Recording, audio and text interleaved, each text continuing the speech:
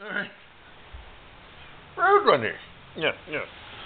I love touring, motorcycle touring. It's so much fun.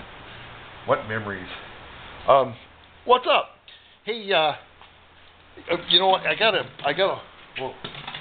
I got a whole bunch of YouTube stuff. Got to take my empties back. Got a whole bunch of YouTube videos out on motorcycles. So as time goes on, it's like more and more people get a hold of me and ask me questions. Okay, I mean, I don't know anything, but they ask me. They like to ask me questions. What do I think about this? What do I think about that? Whatever. All right. Plus, I belong to this fantastic motorcycle club. Okay, I'm a clubber, 1%er, half a percenter, half a brainers in my case. I'm online motorcycle club called VentureRider.org.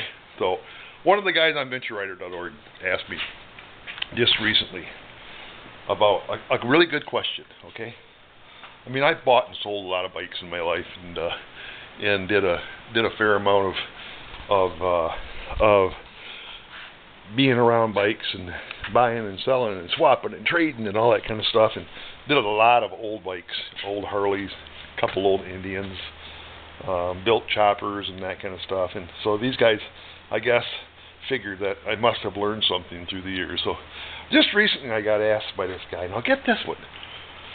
A friend of mine picked up, I think he said it was an 89 Yamaha Venture, okay, which is similar to my 83s that I always ride, okay.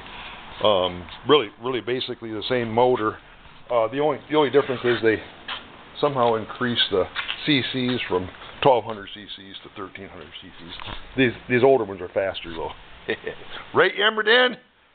1980, fastest Venture ever built were the 1200 CCs. Go figure that.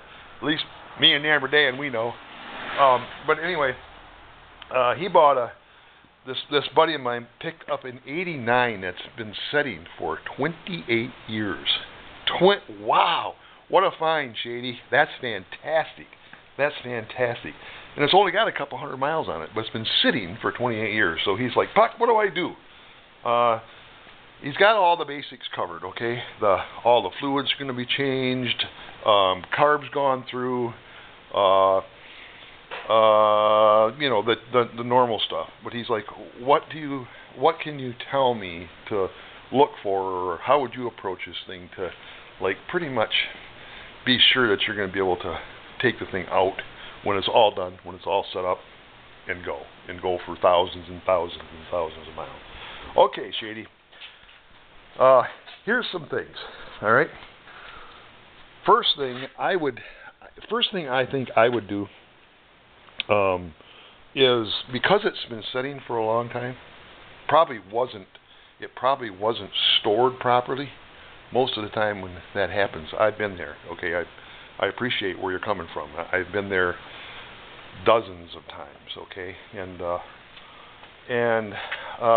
normally I like to pre-lube, like on the Honda 750s that I'm noted for. I like to pre-lube top ends. On the Yamaha, that's going to be quite a chore to do that. So, you know, I don't know that if I were in your shoes that I would do it. What it amounts to is somehow getting oil inside of these tappet covers, side of these cam covers, and getting oil over the top of those cams before you ever spin it. Probably just doing what I'm going to tell you that I would do will take care of it, because it's got an oil pump, so it's going to be pumping oil up into those areas and all that kind of stuff anyway. But boy, I don't know. That's a really good call. It would almost seem like it would be easy to like pull one of these bolts out, maybe on each tappet cover on each end, and squirt some oil over them or something. I suppose that would be possible, but here's at least what I would do. I'd pull the plugs out of it, because you're going to do a tune-up anyway. I'd pull the plugs out of it, and I'd get me some Marvel mystery oil. And I don't have no idea why it's a mystery, but it's a mystery. It's a real thin oil, like maybe a little bit of Marvel Mystery Oil. And I use syringes a lot. I'm no doctor, but I love to give shots. And I would get me an ag syringe. I use these things a lot for cleaning carbs and doing all kinds of fun stuff. But I'd get one of these ag syringes, like that syringe right there. All right, and I'd fill it with, take the syringe and I'd fill it with oil, with Marvel Mystery Oil. Have the plugs out of the bike, okay, and maybe put you hook a clear fuel line on the end of this baby. So maybe it's got 12 or 14 inches of fuel line on the end of it, and drape that fuel line down inside of the cylinder, and put maybe a half a teaspoon or a teaspoon of Marvel Mystery Oil in each cylinder. Okay. I would do that, just raw oil. I wouldn't put any more than half a teaspoon or a teaspoon. You know, that's plenty. That's plenty of oil. And then I would take her, because you don't want to hydrolock, so maybe a half a teaspoon. You know, and then I would ground my plugs. So ground the plugs on it, so you know, so they spark, so you don't ruin anything by not having your plugs ground. And I would spin the motor. Now, that's going to do two things. That's going to lubricate them cylinders that have been sitting high and dry for a long, long time. Okay? You're going to get some oil on them cylinders and on the rings, and just get some lubrication going on those cylinders. Possible. Okay. When a motor sets, especially a multi-cylinder motor like these are,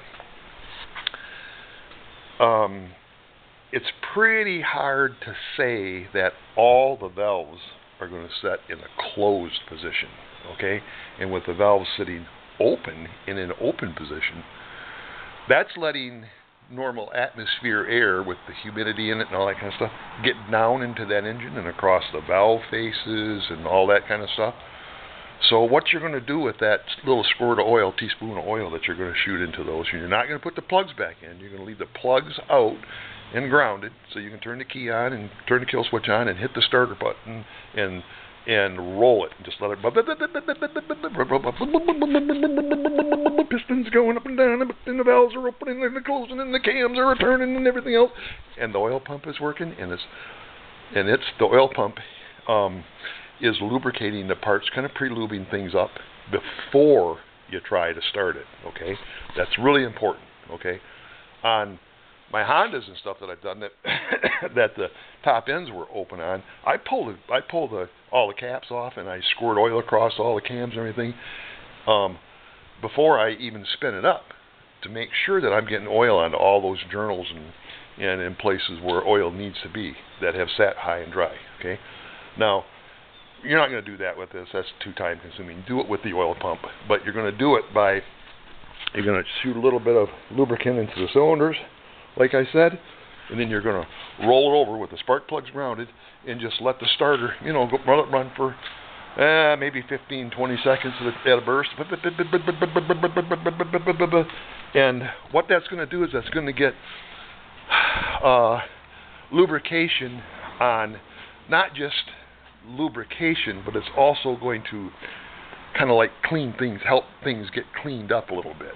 You might have a little bit of rust in places, you know, a little bit of surface rust in places and everything. So you want to get those things, those areas cleaned up. You might even have a little bit of surface rust collected on valves, you know, and without tearing things all the way apart, you really don't know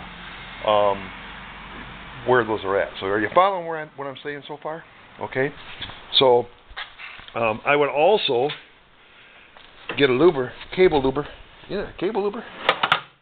Look at the top of this toolbox. What a mess. This is a cable luber. Okay, that's a clamp-on little cable luber. And what that little cable luber does, those make great Christmas gifts, by the way, for us old-school people that don't have fly-by-wire motorcycles. All right, you just pull your cables apart like this, That's an old broken cable, but that'll work like that right there. Clamp her on there, slide her forward, and then you can shoot.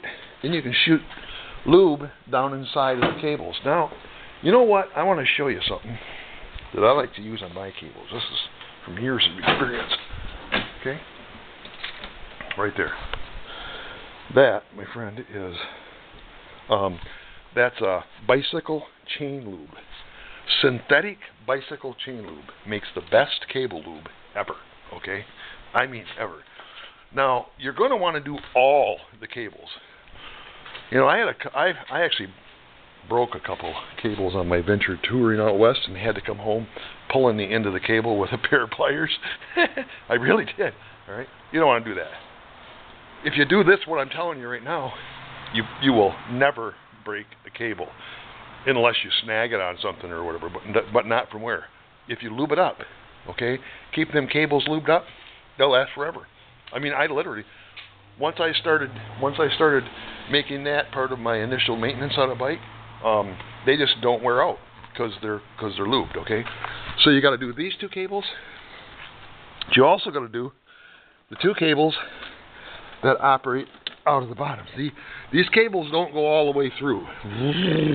There's a junction box, so you gotta finagle around a little bit, and it's a little bit of a pain. But you got to take the cables off the top of it. Unloosen the cable at the top of the carbs and back them off, pull them out a little bit, and get them clamps onto them cables, get that luber onto them cables, and lube the cables up, okay?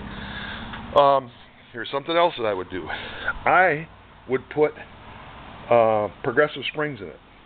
These Yamaha Ventures, the early ones, the Gen 1 Yamaha Ventures, have what I call ink pen springs in their forks. They really do.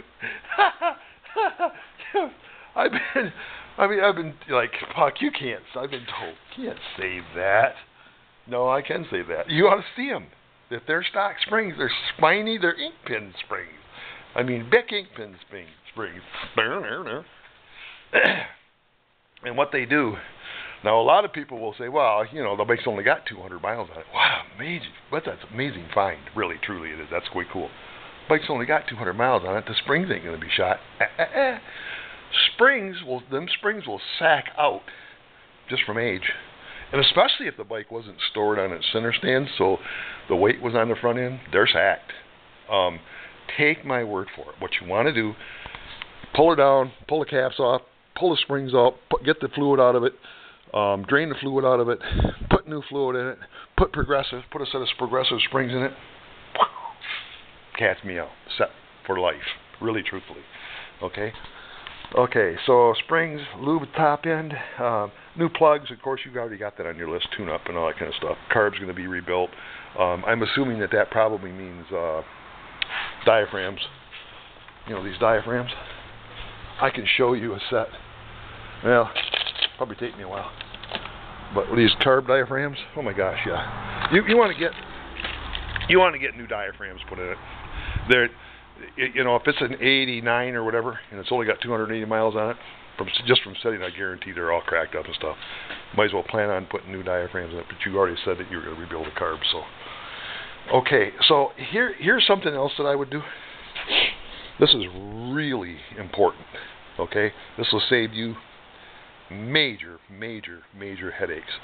Do not put a whole bunch of money and time into rebuilding the carbs and all the other kinds of carbs and the fuel system and getting everything all cleaned up and all the new fluids put in it and put new gas in it and all that kind of stuff without doing this.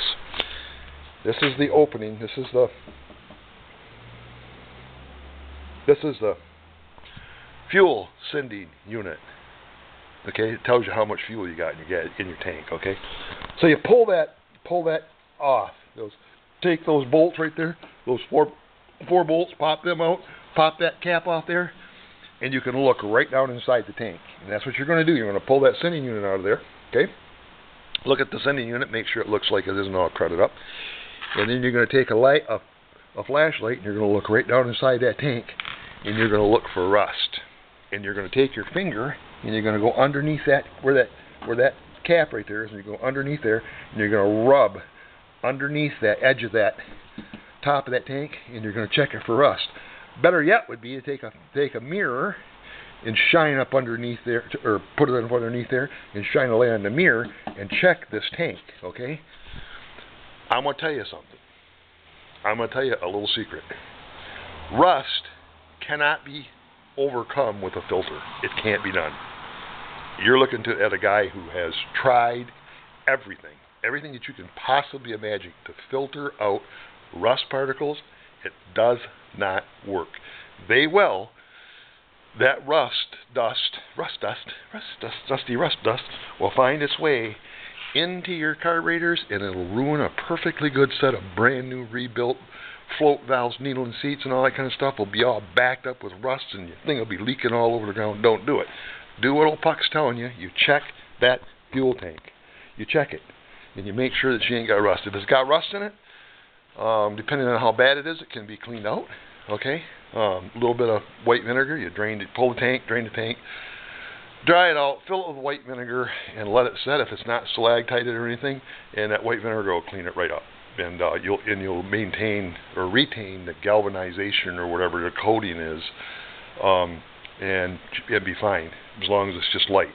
If it's not just light, if it's stalactited or hanging inside, red coat. You got to coat it. You have to coat the tank.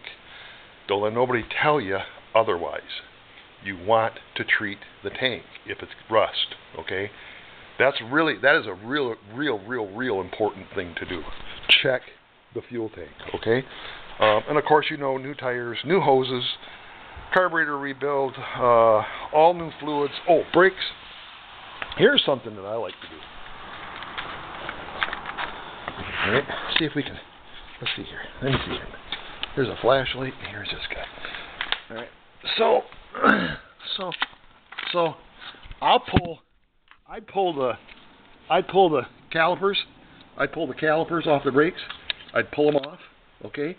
And I'd pull the pads, and I'd have new pads, and I'd run the pistons on the calipers with the pedal or the levers or whatever. I'd run them out to the width of the new pad, okay? So the piston is sticking out the width of the pad, okay? And then I would clean them. And I would take I'd just take a piece of old t-shirt cloth, clean t-shirt cloth or something, the same width as that piston sticking out there, and I'd wrap it around there, and you can use brake cleaner, like carb cleaner, works good, brake cleaner, even, believe it or not, even brake fluid works really great, really does work. And I'd wrap it around there, and I'd pinch it together so it's wrapped around that piston, and I'd clean that baby round and round and round, back and forth like that until it just shined. Then I'd compress it in, and I would do all the pistons, and I would make sure, and I'd push them back in, and I'd squeeze the lever, and I'd make sure that those things come out just as smooth as butter. And I would do that because what you don't want to have done from sitting, a little bit of corrosion, make them sticky, and they get sticky, and next thing you know, the pads are dragging on the rotors, and pretty soon they're heating up, and then pretty soon the whole thing is heating up, and pretty soon your brakes are locking you up while you're trying to go down the highway, and that's no good. So that's something else that I would do. Okay, so speedometer cable, throttle cables, let me think here, brakes, cleaning the gas, checking the gas tank, lubing the cylinders like I showed you with putting a little bit of whatchamacallit in it. Let me see, what else? Of course, the tune-up, the carb cleaning. Boy, bearings, wheel bearings, that's a rough call. I suppose, as long as you're going to put new tires on it anyway, because they're 28 years old, I would at least, even though I know there's sealed bearings and stuff, when I pull the axles, and you look in and you can see the bearings in there. Now on this side, excuse me, on this side of the wheel, where it's going into the pig at, okay, there's on one of my other videos I show this piece, okay, there's a piece that's got like 5 or 6 fingers that go into that hub. You're going to dismantle that and grease those nubs, those what do they call them? Push pins or whatever you want to call them. But the bearings right there, you can re-grease all that needle bearing and all that kind of stuff. But the other bearings are sealed bearings. But between the seal and the bearing itself, you can pack that. You could repack that with grease. And same thing with the front. You know, you want to do the same thing with the front. When you take the tires off, put new grease. Just kind of smear it in there, pack it in there the best you can. It won't hurt a thing. Okay. And let me see what else. You know, really, truthfully, as long as you're going to have the thing apart anyway, and working on it, I think I would dismantle. Believe it or not, I think I would dismantle the monoshock pivot pieces. If they don't have Zerks on them, which I don't think they do. I know Tweaksus has got Zerks on it, but the guy that had it before me put them in there. I would lube up all of those. I would do all of that undercarriage, those for the monoshock. What am I trying to think of? I can't remember. The pivot arms and stuff. I would take that apart and I would get grease on them. And you know, if you want to take the time and drill them and put grease zerks in them and stuff so you can grease them, it's a good idea. But they're going to need it. And then also like your swing arm, all of your swing arm pivots, all of your brake pivoting places, anywhere that's pivoting on a joint, you're going to want to get lubricant on those. You know, you can go to the extent of pulling them down and squirting them with white grease. That white grease spray stuff works great. You know, anything like that that has sat for a long time. You're going to want to check, and I'm almost sure you aren't going to have any problem. The thing's only got a couple 100 miles on it. But just take a look at your intake manifolds, look for cracks in them and stuff, and see if they're cracked. Also check the hoses, the vacuum hoses and everything, and just see how they have fared for 28 years. Depending on where it's been stored, you know, has it been in the daylight? Has it been in a barn? Has it been covered up and wrapped up? You know, there's a lot of things like that. Any rubber pieces and stuff that vacuum lines and hoses and wires and stuff like that, you know. For sure you're going to put a new air filter in it and everything anyway. You already noticed that. You already talked about that. Battery, you're going to have a new battery put in it. Fluids, brake fluids and stuff. Yeah, okay. Well, that's about it. That's about it right now that I can think of right off the top of my head. I just read your private message. Hope this helps some way, somehow. Let me know if you don't. If you want more, I can do more. You know, if you want more advice, ask me. I'll tell you what I know. You know that, okay? All right. Everybody else, hope you enjoyed this. Talk to you later. Get out and ride, but not on a day like today because it's pouring rain out.